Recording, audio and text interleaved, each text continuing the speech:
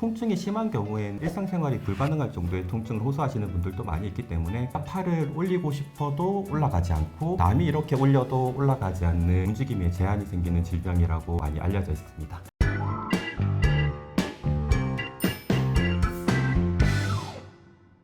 안녕하세요. 하이다 건강전문 아나운서 김세아입니다. 간혹 어깨가 결리고 아플 때 괜찮아지겠지 하고 참는 분들 있으시죠? 어깨 통증의 원인은 다양하지만 팔을 올리거나 뒤로 돌리는 동작이 어려워진다면 방치하면 큰일 나는 오십견의 신호일 수 있습니다. 만약 오십견인 경우에 마냥 참고만 있다가는 어깨 관절이 점점 굳어져서 치료가 어려워질 수 있다고 하는데요. 그러면 단순한 어깨 결림인지 치료가 필요한 오십견인지는 어떻게 구분할 수 있을까요? 오늘 이 기준을 깔끔하게 정리해드릴 전문가 모셨습니다. 오십견의 자가진단법부터 효과적인 관리 방법까지 짚어주실 정형외과 전문 신현수 원장님 나와 계십니다. 원장님 안녕하세요. 네, 안녕하세요. 네, 저희 시청자분들께도 자기소개 한번 부탁드립니다. 네, 안녕하십니까. 신현수 원장입니다. 오늘은 저와 함께 50견의 치료와 관리 방법에 대해서 자세하게 설명을 해드리도록 하겠습니다.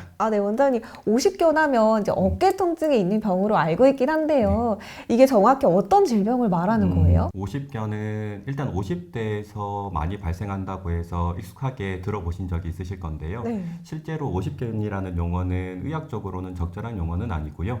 임상에서는 동결견이나 아니면 유착성 관절 낭염으로 이제 많이 사용되고 있습니다. 이름에서도 나오는 것처럼 어깨 관절의 관절 주머니나 근육 등이 굳어서 움직임에 제한이 생기는 그런 질환이라고 생각하시면 이제 이해가 편하실 겁니다.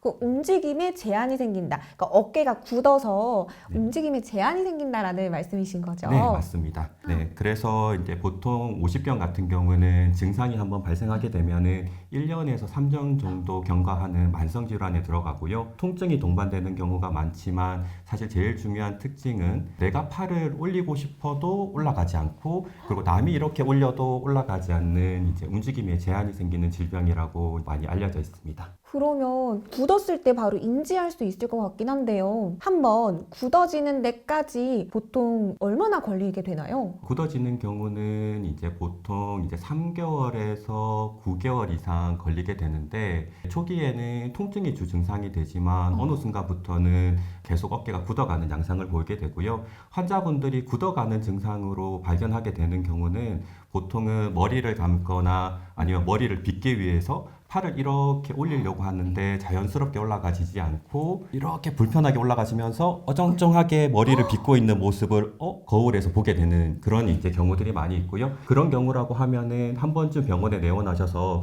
50견인지 아닌지 진료를 받아보시는 게 좋을 것 같습니다. 네, 그러면 이게 한쪽이 생기면 반대쪽이 생기는 경우도 있다라고 하던데 이것도 근거가 있는 얘기인가요? 네, 일단 보통 50견 같은 경우는 양쪽이 동시에 생기는 경우는 드물기는 한데 한쪽에 이제 증상이 생기게 되면은 시간이 경과하면서 한 40-50% 정도의 환자분에 있어서는 반대편으로도 증상이 생길 수 있다고 보고는 되어져 있기 때문에 일단 한쪽 어깨에 증상이 생기신 분들은 주의가 좀 필요하신 경우가 있습니다. 한쪽이 그렇다면 반대쪽도 그럴 수 있기 때문에 좀 주의하셔야겠네요. 네. 그럼 이거 도대체 왜 생기는 거예요? 흔히 이제 50견이라는 이름 때문에 나이를 생각하실 수 있는데 실제로 한 50에서 70대 여성분한테 많이 생기는 거는 맞기는 하고요. 그래서 나이와 관련성이 아예 없다고 말씀드리기는 힘들지만 실제 임상에서 환자분들을 만나보면은 다양한 나이대, 다양한 성별의 환자분들이 오시기 때문에 꼭 그걸로만 생각할 수는 없을 것 같긴 합니다. 그래서 이제 50견의 원인을 특정 짓는 것은 상당히 좀 어려운 일이고요. 보통 당뇨나 갑상선 같은 전신 질환이나 또는 외상이라던가 운동 그리고 일적으로 업무적으로 어깨에 지속적인 손상을 주는 업무를 계속 지속할 경우에 복합적으로 작용해서 생기는 경우들이 많이 있습니다. 남녀 상관없이 많이 걸릴 수 있겠네요. 네, 그렇죠. 그래서 보통 이제 50견 환자분 오시는 분들 중에서는 남성분도 꽤 많이 있고요. 그리고 요즘은 젊은 남성분들이나 여성분들도 운동을 좋아하시기 때문에 운동하시면서 다쳤던 손상들이 지속되면서 50견으로 오시는 분들이 있어서 제가 봤던 환자분 중에서는 20, 30대 분들도 드물지만 있긴 있습니다. 그럼 원장님, 이게 오십견이랑 비슷한 어깨 통증이 있으면서 이제 증상이 질환명이 아예 다른 회전근개 파열 이런 것도 있잖아요. 네. 이 두 가지가 어떻게 구분이 될까요? 사실 이제 오십견과 다른 어깨 질환을 구별하는 가장 중요한 구별점은 어깨가 움직이는 운동 범위가 제한이 되느냐 안 되느냐가 가장 큰 구별점이라고 보시면 되는데 사실 이제 초기의 경우에서는 회전근개 질환과 오십견은 거의 구분하기가 쉽지는 않습니다.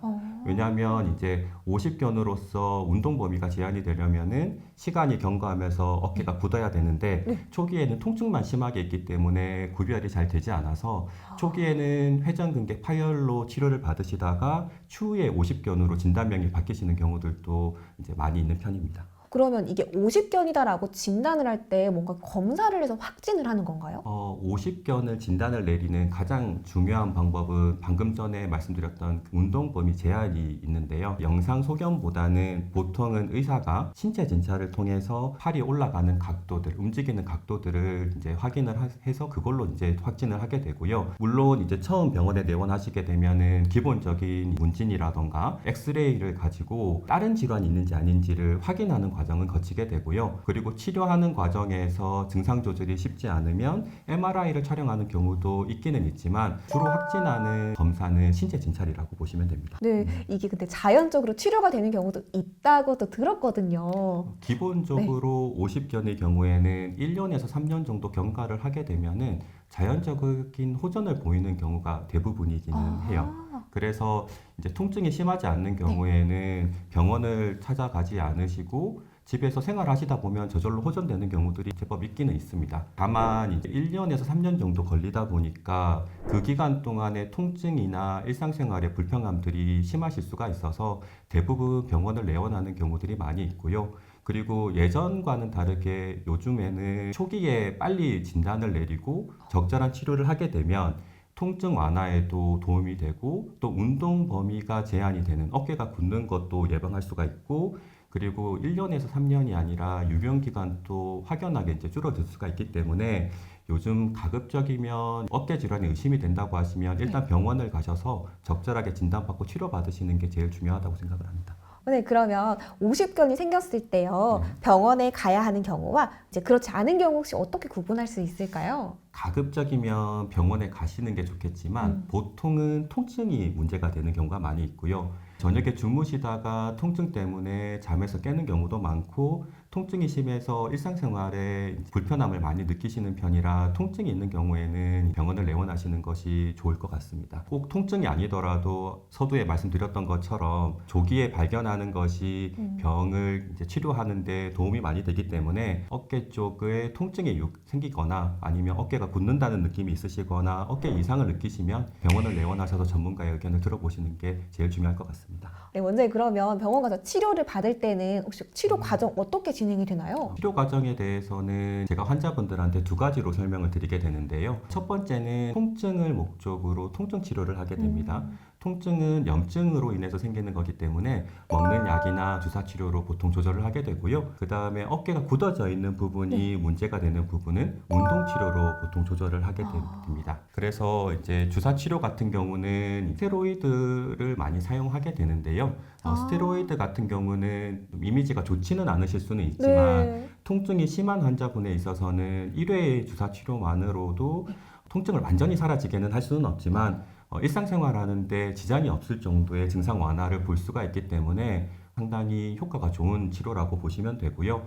대신에 이제 과도하게 스테로이드를 사용하거나 스테로이드 사용이 금기인 뿐만 아니면 그렇게 큰 부작용도 없고 비교적 안전한 주사 치료이기 때문에 스테로이드를 사용한다는 거에서 큰 거부감을 느끼실 필요는 없다고 생각이 되고요. 만약에 스테로이드 사용에 대해서 좀 불안한 마음이 있다고 하시면은 최근에는 부작용이 적은 프롤로 치료라던가 아니면 체외충격파 치료로 스테로이드 치료를 대체하려고 하는 시도를 하는 경우들도 많이 늘긴 늘었습니다. 스테로이드 주사를 한번 맞으면 이게 효과가 한 며칠 정도 가요? 이 주사 치료 과정은 사실 환자분들마다 증상이 다양하기 때문에 뭐 정해진 횟수라던가 간격이 규정되어 있지는 않고요.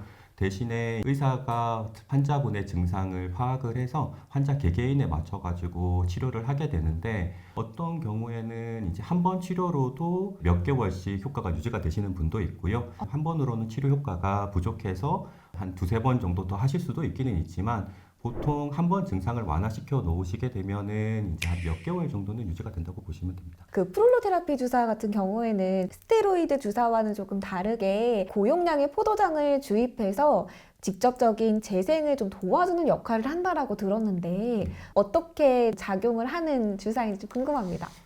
말씀하신 내용처럼 포도당액이 들어가서 상처가 나 있는 이제 조직을 오히려 더 자극을 시킨다고 생각을 하시면 되고요. 그렇게 해서 이제 우리 몸에서 여기에 큰 상처가 있으니까 이제 상처를 좀 빨리 회복시켜야겠다라는 이제 신호를 간접적으로 보내주는 개념의 일종이라고 생각을 해주시면 됩니다. 그래서 이제 그렇게 신호가 오게 되면은 우리 몸에서 이제 치료하는 물질을 보내는 거기 때문에 비교적 부작용의 우려는 덜한 편이기는 한데 이게 이제 중간 다리를 좀 거치는 편이어서 이제 통증 자체가 심한 환자분한테 즉각적인 통증 조절에는 조금 어려움이 있다고 보시는 게 좋을 것 같습니다. 아무래도 저희 한번 상처가 나면은 회복하는 데까지 통증이 어느 정도 2, 3일 정도 계속 있잖아요. 네. 바로 회복이 되진 않겠어요. 네, 그렇죠. 반대로 스테로이드와는 다르게 자연 치료를 도와주니까 조금 더 안전할 수 있겠다는 생각은 듭니다. 그 부분이 이제 체외 충격파나 프롤로 치료를 하는 가장 결정적인 이유라고 생각을 하시면 되는데 그래서 이제 의사 입장에서는 사실 고민을 많이 하게 되기는 합니다. 그래도 통증이 심한 경우에는 일상생활이 불가능할 정도의 통증을 호소하시는 분들도 많이 있기 때문에 그런 분들에 한해서는 저는 이제 스테로이드 치료도 좀 적극적으로 할 필요가 있다고 생각을 합니다. 도수 치료나 이제 물리 치료도 같이 많이 하시잖아요. 네. 이게 얼마나 받아야 될지 지금 가늠이 안 되더라고요. 아마 그걸 제일 궁금해하시는 환자분들이 많이 있으실 건데 사실 주사 치료 같은 경우는 통증이 심하지 않은 분들도 있기 때문에 반드시 필요하다고 볼 수는 없지만 공통적으로 이제 있는 증상 자체가 어깨 관절이 굳어져 있는 거기 때문에 그 굳어져 있는 어깨 관절을 부드럽게 해준다는 거에서 이제 도수 치료나 물리 치료의 효과는 뭐 설명이 필요 없을 정도로 확실하게 있는 거고요. 대신에 이제 이것도 주사 치료와 비슷하게 모든 환자분들이 동일한 증상을 가지고 있는 건 아니기 때문에 이제 정해진 횟수가 있다기보다는 환자의 증상에 맞춰서 보통 이제 조절을 하게 됩니다. 그렇긴 하지만 임상적으로는 이제 보통 한 5회에서 10회 정도를 기본 횟수로 정해놓고 치료를 하는 경우들이 많이 있기는 있습니다. 제 생각에는 그 환자분들이 이렇게 정해진 횟수를 수동적으로 따라가는 것보다는 본인의 증상 변화를 의사에게 적극적으로 제공을 함으로써 본인한테 필요한 적절한 횟수를 찾아가는 과정이 이런 도수 치료에서 이제 과잉 치료를 예방하는 방법이지 않을까 생각이 들고요. 환자와 의사의 관계가 제일 중요하다고 생각합니다. 도수 치료 말고도 집에서 스스로 해볼 수 있는 운동법 좀 좋은 거 있을까요? 집에서 혼자서 하실 수 있는 여러 가지 운동법들이 있어서 그거를 제가 한번 직접 보여드리도록 할 거고요. 오십견을 예방하는 운동법에 대해서 알려드리도록 하겠습니다. 아픈 쪽 팔을 쭉 뻗으시고 정상인 팔로 팔꿈치를 받쳐주신 다음 정상인 팔로 쭉 위로 올려주시면 됩니다. 올려주시다가 통증이 느껴지는 구간에서 멈춰주시고요. 5초 정도 기다린 후 다시 내리시면 됩니다. 두 번째 동작은 마찬가지로 팔을 이제 쭉 뻗으시고요. 이 상태에서 팔꿈치를 받치신 다음 몸쪽으로 팔을 쭉 당겨주시면 됩니다. 이 과정에서도 통증이 유발되는 구간에서 멈춰주시고요. 5초 정도 경과한 후에 다시 원래 자세대로 돌려주시면 됩니다. 그리고 세 번째 동작 알려드리도록 하겠습니다. 아프신 손을 뒤쪽으로 하시고 아프지 않은 손으로 아프신 손을 잡아주신 다음 아프지 않은 손으로 아픈 쪽 손을 위쪽으로 이렇게 올려주시면 됩니다. 이때도 마찬가지로 통증이 생기는 구간에서 멈춰주시고 5초 정도 경과해서 다시 내려주시면 됩니다. 또 다른 동작으로는 아프지 않은 팔을 탁자나 의자에 받쳐주시고 아픈 쪽 팔을 중력의 힘에 그대로 이렇게 축 늘어뜨리면 되십니다. 이 상태에서 시계 방향으로 1분간 어깨를 가볍게 돌려주시고요. 1분이 경과하고 나면 반시계 방향으로 다시 1분간 어깨를 돌려주시도록 하겠습니다.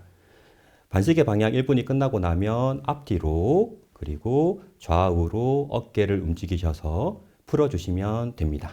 이제 운동을 하실 때 이제 가장 중요한 것은 이제 꾸준함이라고 저는 생각을 하고요. 과도하게 과한 의욕으로 무리하게 운동을 하시는 경우에 악영향을 줄 수가 있기 때문에 꾸준하게, 안전하게 이 두 단어를 잘 기억하시고 운동을 하시는 것이 좋을 것 같고요. 그리고 이제 이 50견 같은 경우는 굳어져 있는 어깨를 이제 억지로 움직여서 풀어줘야 된다는 개념이 있기 때문에 그렇게 했을 때 그런 작은 움직임에도 통증이 심하게 유발될 수가 있어서 운동 전과 운동 후로 어깨를 따뜻하게 찜질을 해주시게 되면은 어깨가 좀 부드러워진 상태에서 통증을 덜 느끼고 그리고 운동의 효율도 높아진다고 보시면 되고요. 이거는 만약에 통증이 다시 또 생기셨을 때 그 통증을 조절하는 방법으로도 온찜질이 적절하다고 생각이 됩니다. 오늘 그러면 반대로 이런 행동은 절대 하지 말아야 된다라는 거 있을까요? 하면 안 되는 것은 오히려 팔을 사용하지 않는 게 하면 안 되는 거라고 생각을 해주시면 되고요.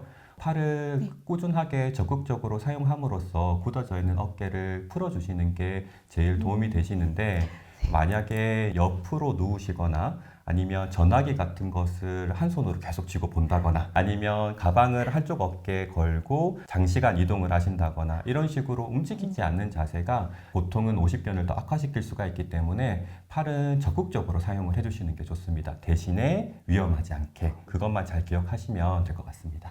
네, 원장님 오늘 정말 좋은 말씀들 많이 주셨는데요. 오늘의 중요 포인트를 정리해 주신다면요? 오늘의 중요 포인트는 꾸준한 운동과 스트레칭이 50견을 예방하는 첫 번째 걸음이고요. 통증이 어깨에서 보내는 신호인 통증에 귀를 기울이셔서 조기에 원인을 발견하셔서 적절한 치료를 받으시는 것이 50견 예방의 두 번째 걸음이라고 생각을 하시면 됩니다. 운동과 초기의 적극적인 치료로 50견의 고통에서 해방되시길 바라겠습니다. 오늘 말씀 여기까지 듣겠습니다. 네, 감사합니다. 감사합니다. 네, 오늘은 신현수 원장님과 함께 50견의 치료와 효과적인 관리 방법까지 알아봤는데요. 50견은 방치하면 더 악화될 수 있다고 하니까요. 혹시나 어깨 통증 있으시다면 방치하지 마시고 조기에 치료 받으시길 바랍니다. 그럼 저희는 다음 시간에도 유익한 건강 정보로 함께 하겠습니다. 함께 해주신 여러분 고맙습니다.